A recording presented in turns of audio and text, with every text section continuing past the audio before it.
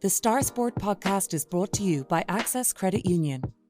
Access Credit Union, funding dreams for over 50 years.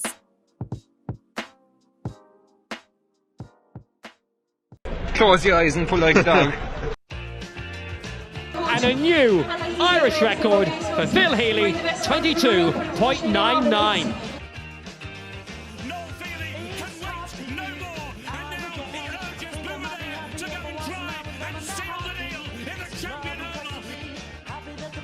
Christy Cooney hands over the Sam Maguire Cup to Graham Canty, Cork All-Ireland champions for the 7th time ever.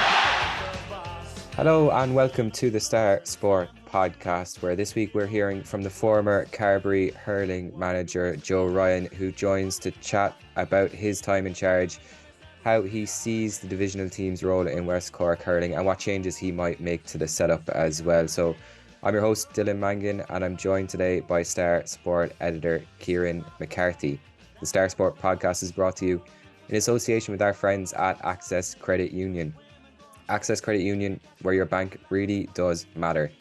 Choose credit union, choose local, choose community. Now, before we get into things today, Kieran, I just want to say we're calling all listeners. We want to hear from you. This is episode number 255 of the podcast, and we're having a bit of a chat, Kieran and I, and we'd like to hear from you. We want your input going forward. So if you have any thoughts on what we speak about each week, any questions you'd like us to answer, if you want to send us some abuse, you can email digital@southernstar.ie with the subject line Star Sport Podcast. And Kieran, who knows, we may read some of the correspondence out if it's very nice. Only if it's very nice. That's the one caveat to all this. But no, you're dead right, Dylan. It'd be great to get some interaction with our listeners. Like, we know we've good listenership every week. We see that in our figures. So it'd be great for, like I said, if anyone wants to get in contact with us, if they have any suggestions, who they'd like to see on the podcast for us to have a chat with, any questions for us. So yeah, the floor is open to the listeners.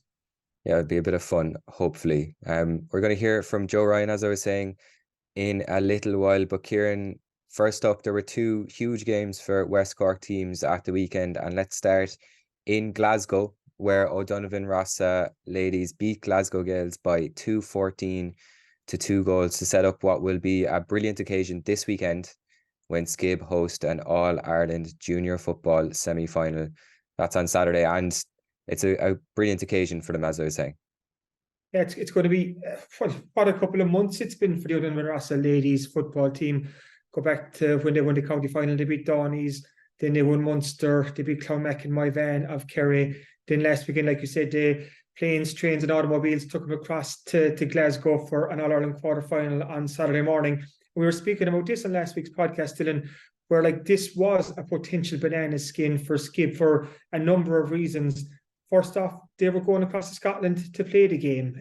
So there was all like that novelty factor attached to it. It's not every team gets the chance to fly abroad to play a football game, but the way the draw worked out, Skibb went across to play the All Britain champions Glasgow Gaels. So you were kind of travelling into the unknown as well, because we didn't know just how good this Glasgow Gaels team was. We saw that they powered through the championship over, but you really don't know how good a team is until you actually face them. So then factor in the travel and the fact that the Skibb team had to split up. Half went from Cork Airport, half had to travel from Dublin Airport. They stayed over on the Friday night before the game, and then it was a 11:30 throw-in on Saturday morning, which is quite an early throw-in for a big game like that, because Skibb were getting the flight back to Cork later in the evening. So when you factor all that in, this team did really, really well to come away with such an emphatic result. Like you said, 2-14 to 2 goals, and Glasgow Gaels only got one score in either half. Skibb had a great start. They can control the game. And the beauty is they're now through to a home All-Ireland semi-final, and it's going to be an incredible occasion in Rossa Park on Saturday. Around town here at Skibb at the moment, you can see it's red, white flags everywhere. At lunchtime, I just popped down to Rossa Park just to have a look at the pitch. The pitch looks in great condition, really good condition, considering how wet it's been in the last couple of weeks. I spoke to Ian O'Regan from the club. He's part of the organising committee, and they put in huge work to make sure that they can roll out the red carpet for the teams and the fans on Saturday. So there's a big crowd expected, Dylan. Could be upwards of 2,000 people or more could even be making this trip, because what we have is it's an All-Ireland semi-final here in Skibbereen. The home team, O'Donovan Rossa, are playing, and they're playing the Wexford club, Gullerane, who are, by all accounts, quite a good team as well, and they're going to present a quite formidable challenge for Skibb. So it's going to be quite the occasion in Skibbereen this Saturday. Yeah, absolutely. That's a 1:30 p.m. throw in there. And as you were saying, Gullerane are coming into the cauldron down into Skibb, and it's probably safe to say it'll be a tougher test for Skibb than the quarterfinal, considering the score that they racked up in the quarterfinal. But at the same time, it's kind of the flip side then of the game in Glasgow, where Skibbereen have home advantage and they're not having to travel, so that kind of swings things back towards them then again as well, doesn't it? It is, yeah, like having home advantage in a game like this is huge. Like it's a great boost for Skibb, but it also brings a bit of pressure as well for the team, because they're playing in front of their home crowd, in front of a huge crowd. But this team, in fairness to them, they've dealt with every game so far this year, and they've jumped every hurdle. So you have to face in them that they won't be distracted this week by all the noise about this home All-Ireland semi-final. That's for the fans to get wrapped up in the excitement before the game, and so the fans should, because to have a game of this magnitude in Skibbereen it's huge for the club, and it's great for the team. But the mantra of the Skibbereen team all year is, and I know it's a cliche, but they really do focus on every game. It's this kind of control the controllables mantra that they have. So their focus will just be on the game. And that has served them so well this year. They've played 10 championship games and they've won them all. There was 6 games in Cork, won them all as they won the county. 3 games in Munster, won them all, and now they've won their first game in the All-Ireland series. And in fairness to Skibb as well, they've come through some hard battles. Okay, last weekend against Glasgow Gaels, they were by far the better team. But look at their run through Munster. In the junior quarter final, they beat Lockmore Castellini 3-12 to 2-11. That was a close game. Go back to the Munster final up in Mallow. They beat Clonmacnoise and Myvan by 12 points to 1-7. And that was a good football side from Kerry. So this O'Donovan Rossa team have found ways to beat what's in front of them. And they'll have to do the exact same on Saturday, because like I said, Gullerane are a good team. And they'll almost relish that underdog, the underdog kind of tag coming down here. Like you said, they're coming into the cauldron of Skibbereen. Like the hope is there will be a big crowd there, a really good atmosphere to get behind the Skibb team, because they really do deserve it. They're Munster champions, they're Cork champions. They're a team that rebounded from losing the 2022 County Junior A football final to win everything so far this year. And they do really deserve the support of Skibbereen. And what we're hearing too is that this is a game that's capturing the imagination of a lot of neutrals as well, because we all know there's been a boom in ladies football in West Cork in the last number of years, and so many local clubs are doing so well. And there will be big interest from local clubs to come into Skibb on Saturday to see this game. And the advice is get in there early. Really get in there early. It's a 1:30 throw-in. And also check out the different social media channels this week for just news on where to park, what car parks will be open. And Skibb as well, they're urging anyone, let's say, local in Skibbereen, to walk to the game if possible. If you're able to walk to the game, and if you're living in Skibbereen town, please walk to the game, because they are expecting a huge crowd.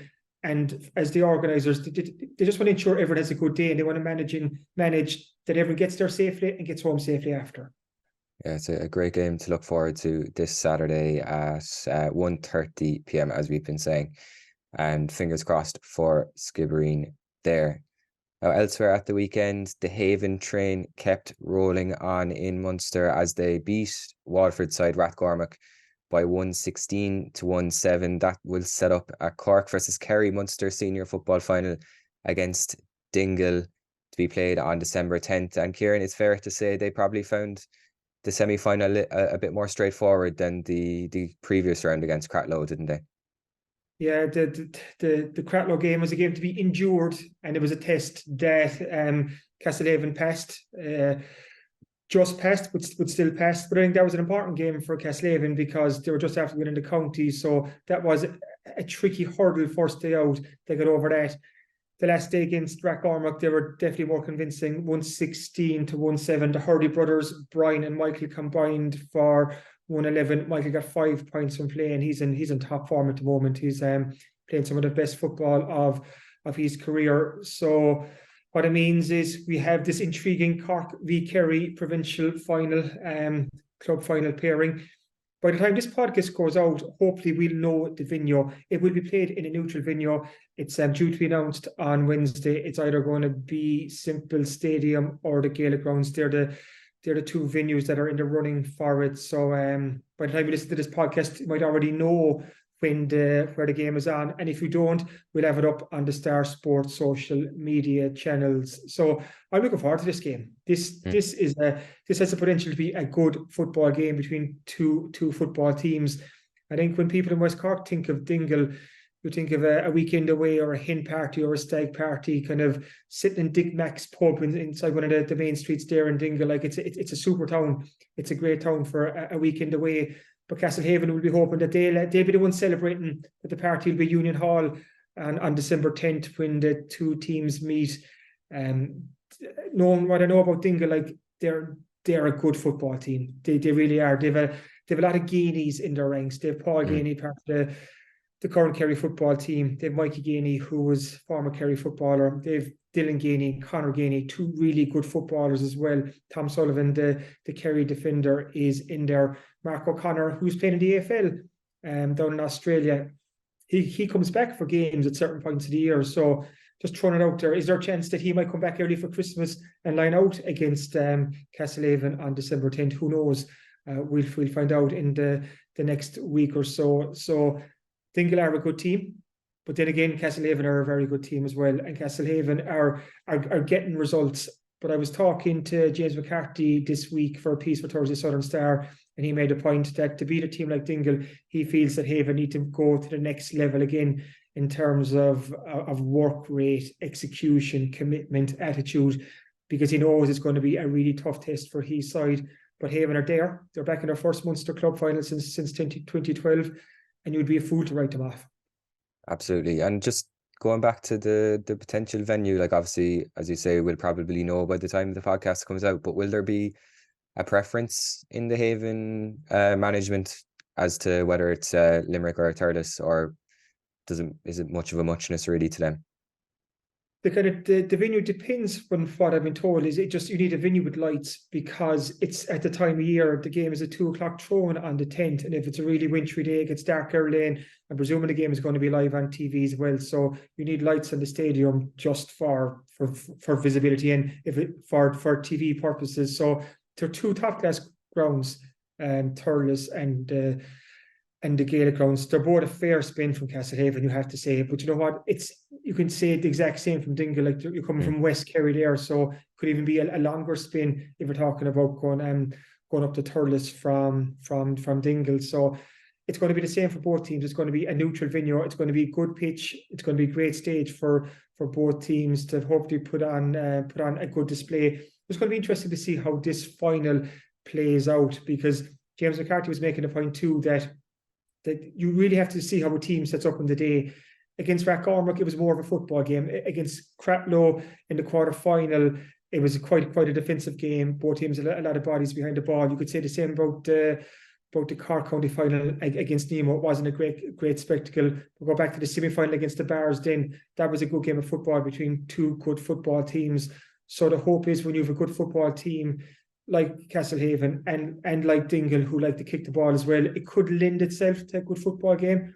I could be here sitting in 2 weeks' time looking like a fool if it's a 6-5 arm wrestle between the two teams. But hope springs eternal, and hopefully it'll be a good game of football. And the hope here in West Cork is that Haven can get the job done as well, because when you think about this team and you think about a lot of I want to call them the elder statesmen, but they're elder statesmen in the sense of they're the more experienced fellas on the team, but they're still quite young in comparison to me anyway.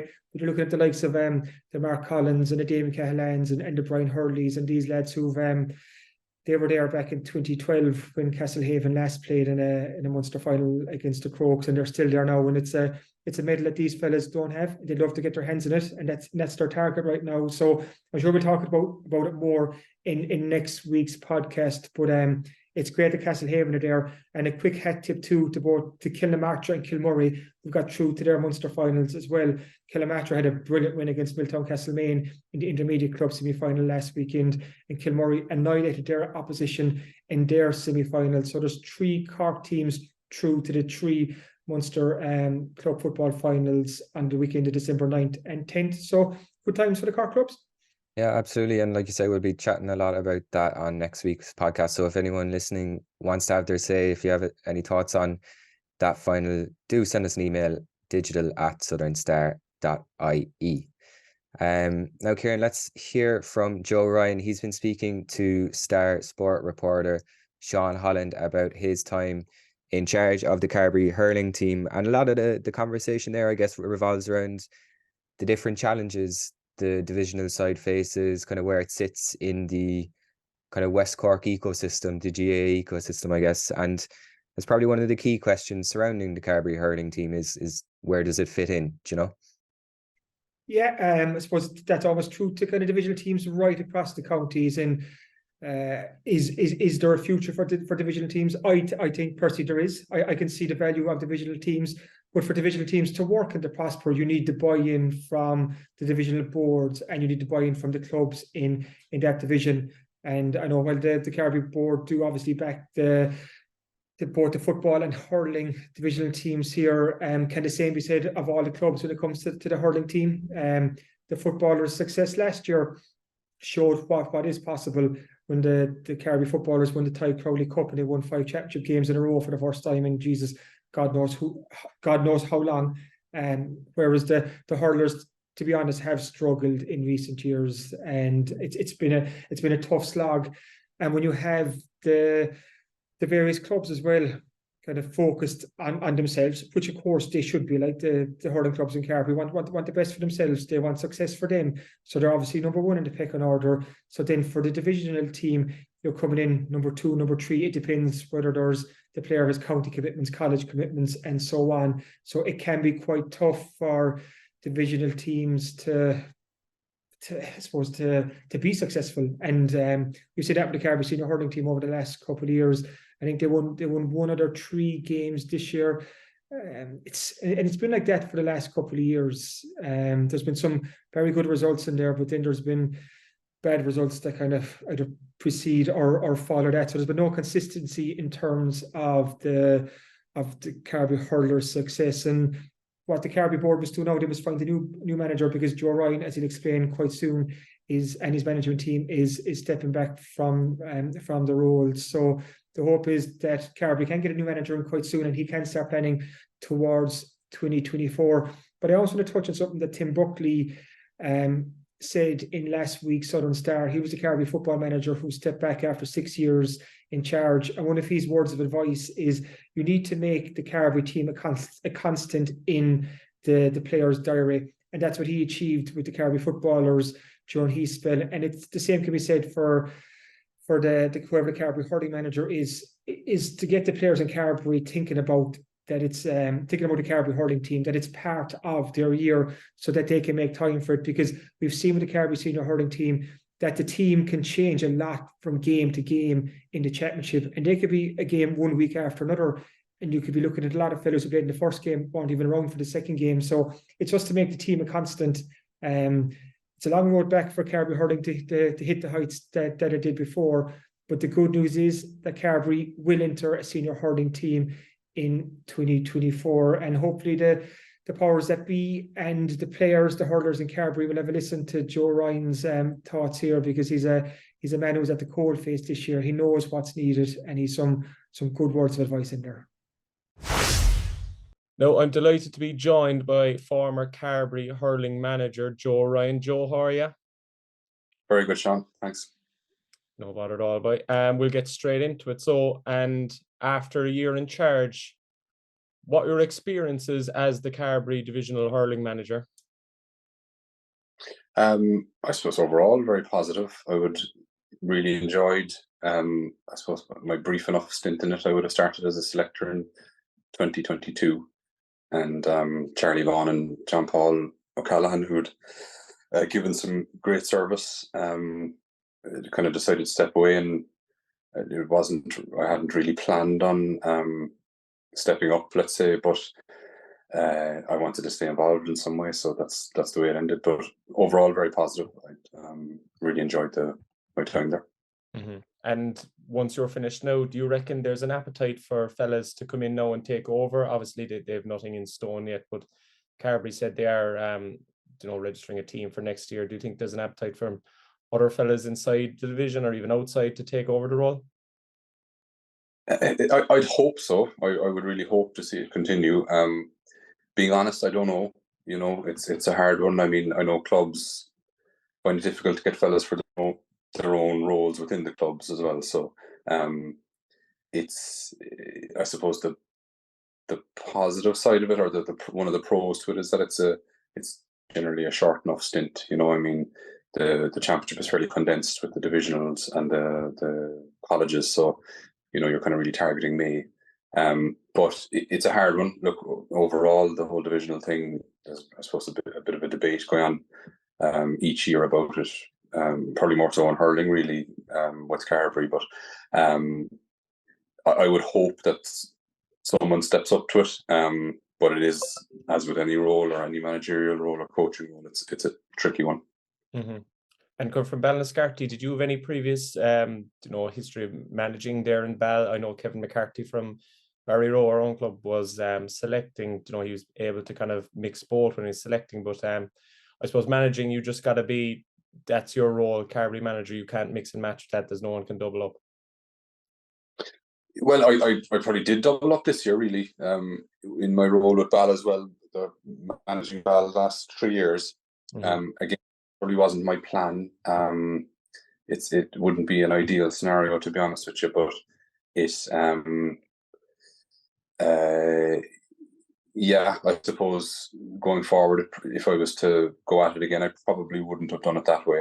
Mm-hmm. But I suppose that the short stint that's there, the nature of it, kind of allowed me to do it as well. Plus a very accepting other half at the time. Of course, you need that. And is that something that needs to be looked at in terms of, you mentioned how it's a short stint. Do you reckon that the Carbery divisional team should be getting more games to allow, players to develop further playing in senior hurling? Ideally, yes, but realistically, it's probably not that feasible. Last year now I kind of set out with Kevin McCarthy and Fergal Kehan. We set out with the aim of maybe playing 3 games ultimately. We weren't that pushed on training because we felt that lads were doing enough training as it is.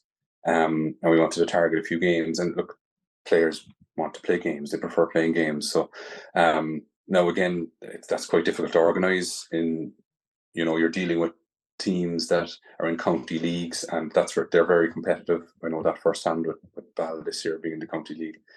And you're trying to squeeze it in. Then a lot of these players are dual players as well. So we look training on, or maybe playing matches on football weeks, and you're looking both at county fixtures and Carbery fixtures.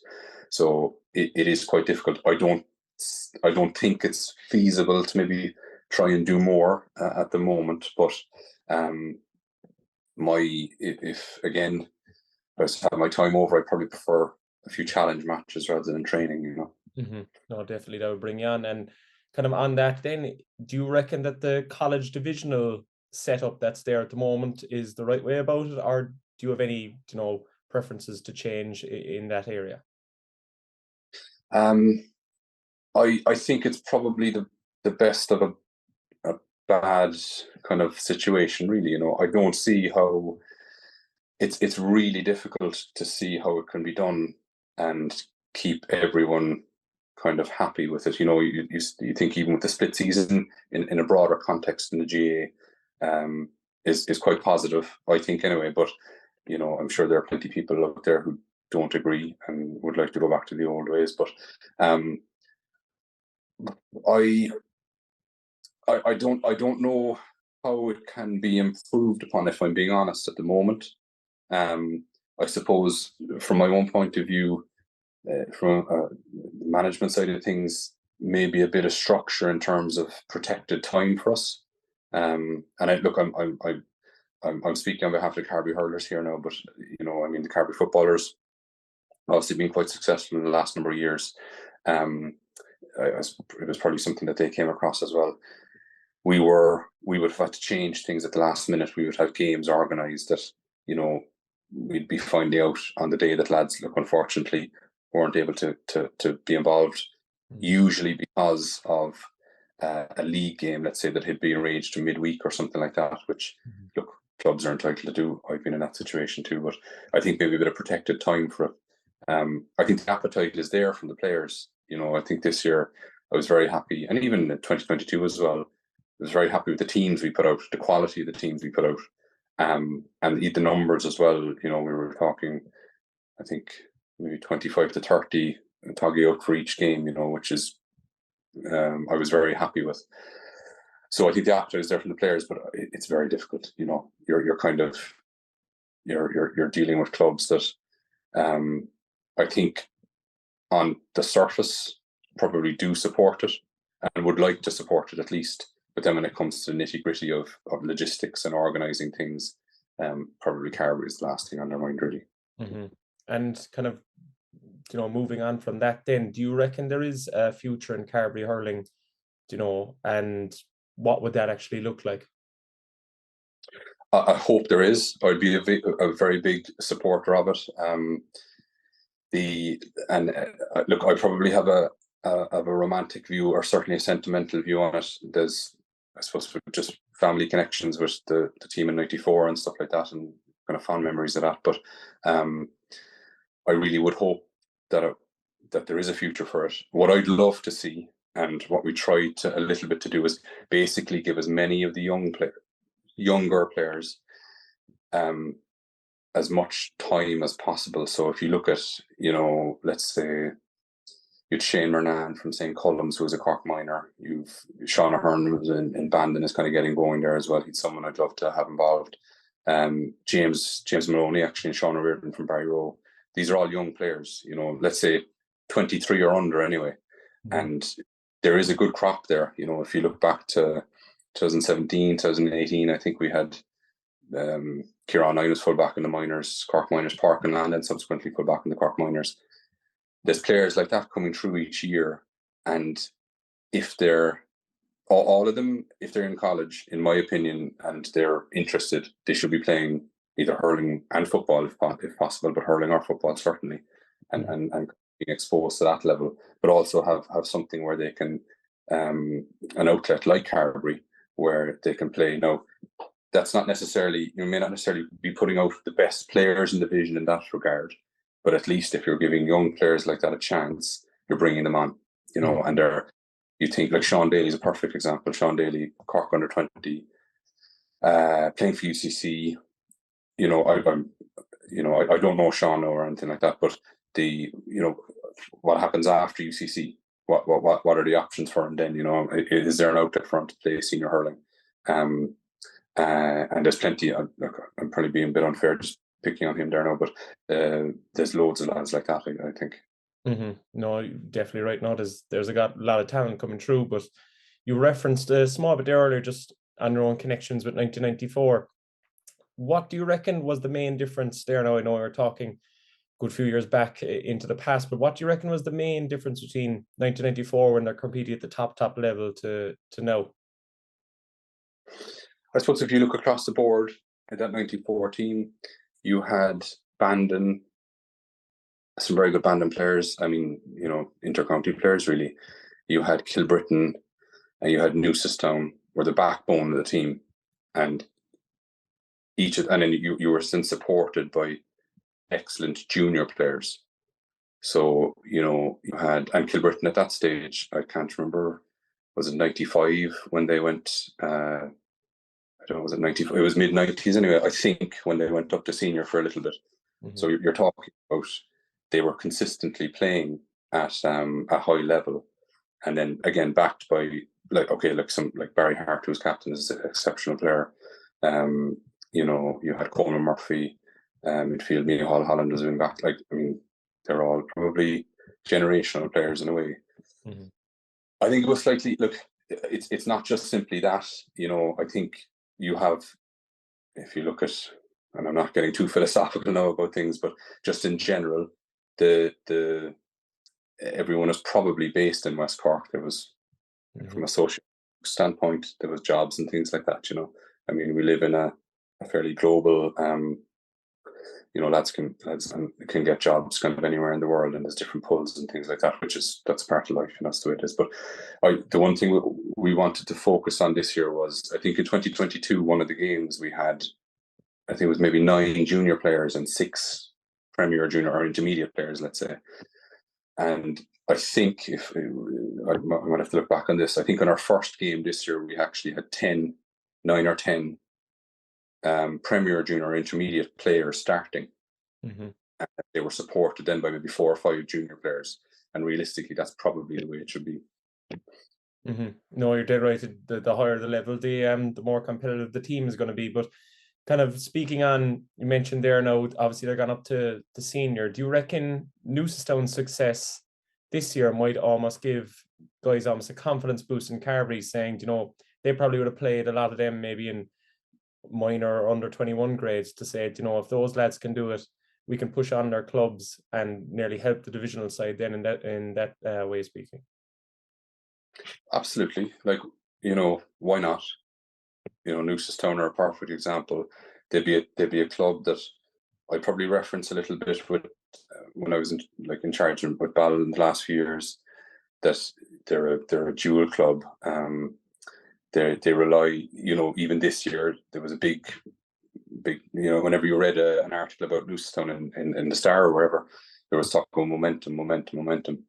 And why not? In 2022, I think it was 2022, Own Gaels, which is an amalgamation of Ball and Ahiol, played under 21A West Cork final against Newcestown. I think lost by a point. A lot of those Newcestown players were pushed on to their senior team. You had, so I think, as you said yourself there, a lot of them are playing minor under 21. So there's probably no reason why they can't aspire to it. Again, there's different reasons in terms of exposure and I suppose a lot of the Newcestown players would be playing probably at potentially a higher schools level as well, a lot of them. But yeah, I think, Luke Mead there was a very good interview done with Luke Mead in the Star during the year, and his exact sentiment was, why not? Why can't there be a strong Carbery hurling team or divisional teams in hurling and football? Mm-hmm. No, you're dead right. And one last question for you, Joe. If you were to give one piece of advice to the Carbery manager coming in 2024, what would it be? I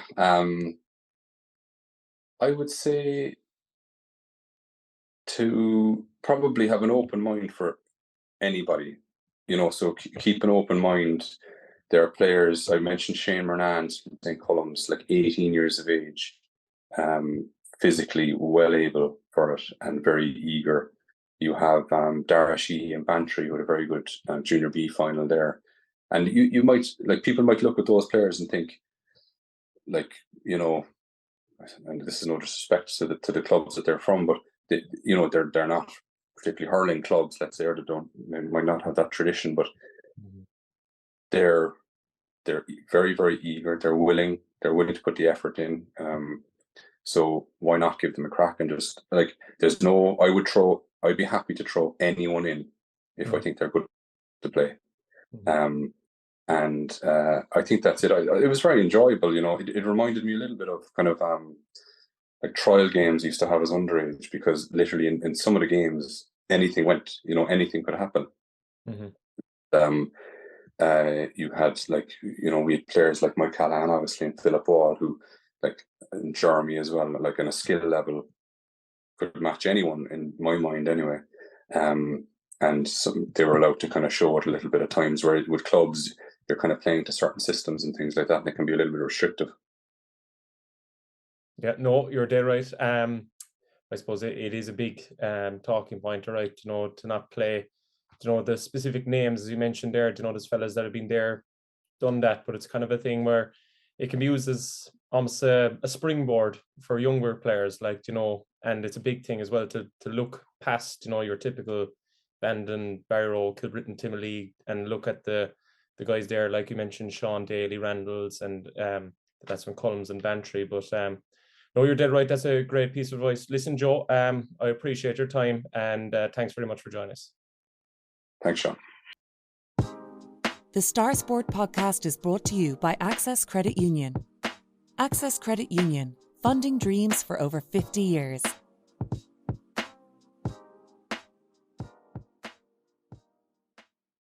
And welcome back to the Star Sport podcast. And Kieran, now is the time of the week where we take a look ahead to Thursday morning's Southern Star and what's in store for all of our readers.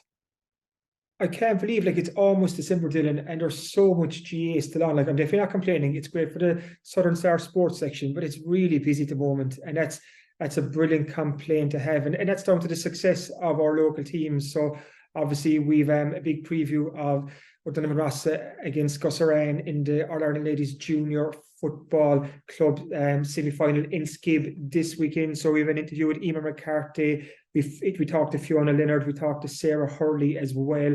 So that's 3 interviews with 3 different Skibb players. And I also chat to Ian O'Regan from the organising committee to see what's involved in putting on a match like this. And he describes it as one of the biggest. This is probably the biggest game that has ever been played in the Rossa Park. So that tells you about the magnitude of the occasion on Saturday.